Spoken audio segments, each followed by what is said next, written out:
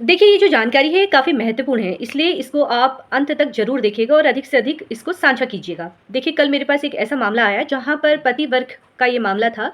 उनसे मेरी बात हुई, तो पूरी जानकारी उन्होंने मुझे दी। उनका कहना था कि उनके विवाह को अभी 4 महीने भी नहीं हुआ। लेकिन जो उनकी पत्नी थी, वो उनसे कुछ बात नहीं करती थी, कुछ भी नहीं कहती थी। बस जो वो लोग कहते थे, वो काम करती थी या जो काम उनके द्वारा कहा जाता था, वो आधा-अधूरा करके छोड़ देती थी। जब उनसे पूछा गया कि आखिर ऐसा आप क्यों कर रही हैं? क्या आपका विवाह आपकी मर्ज़ी के बिना हुआ है? क्या आप यहाँ पर आपको सुख-सुविधाएँ नहीं मिल रही हैं या आपको अपने मायके वालों की याद आ रही है? इस तरह से बहुत प्यार से सास के द्वारा भी पूछा गया, पति के द्वारा भी पूछा गया, घर के अन्य जो सदस्य थे, उन्होंने भी पत्नी की बहुत मदद की। लेकिन पत्नी बिल्कुल साइलेंट रहती थी, वो कुछ भी नहीं कहती थी। अचानक एक दिन पति को उन पर गुस्सा आ गया और पति के द्वारा उनसे बोला गया कि ठीक है, जब तुम्हें यहाँ पर नहीं रहना है, तो मैं तुम्हें तुम्हारे घर ही छोड़ देता हूँ। और थोड़ा उन्होंने ऊँची आवाज़ में अपनी पत्नी से बात की। पत्नी कुछ समय के बाद 2-3 दिन के बाद उनके घर वालों से फ़ोन करवाती हैं, अपने मायके वालों से फ़ोन करवाती हैं और बोलती हैं कि मुझे अब इस घर में नहीं रहना है, मुझे अपने घर वालों की याद आ रही है, इसलिए आप हमारी बेटी को हमारे पास भेज दीजिए। उन्होंने भी सोचा कि हम अपनी बहू को कुछ समय के लिए इनके मायके भेज देते हैं, हो सकता है कि इनको अपने परिवार वालों की याद आ रही है।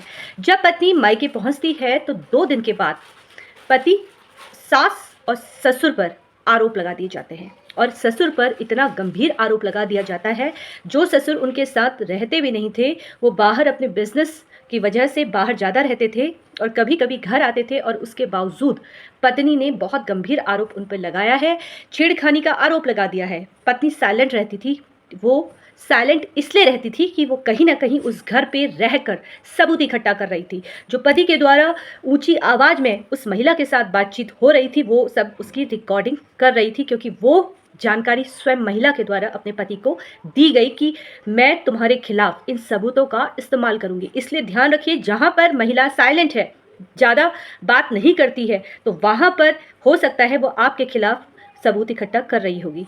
इसलिए सबूत, अगर आपको लगता है कि आपके रिश्ते में कहीं न कहीं कुछ न कुछ कमी है, आपका रिश्ता सामान्य नहीं चल रहा है, तो ऐसी अवस्था में सबूत आपको भी इकट्ठा करने हैं। सबूत आप इकट्ठा नहीं करेंगे तो केस कमज़ोर पड़ सकता है। इसलिए महिलाएँ जब सबूत इकट्ठा करती हैं, उसके बाद ही अपना ससुराल छोड़ती हैं और मायके में जाकर कंप्लेंट दर्ज करवा देती है। इसलिए इस वीडियो को अधिक से अधिक लोग शेयर कीजिए, जिससे अगर किसी के साथ ऐसी घटना हो रही हो, तो वो सबूत इकट्ठा करे। हो सकता है उसकी पत्नी भी उसके खिलाफ कोई ना कोई सबूत इकट्ठा करने की कोशिश कर रही होगी। फिलहाल इसी तरीके से आप लोग मुझसे जुड़ते रहिए। धन्यवाद।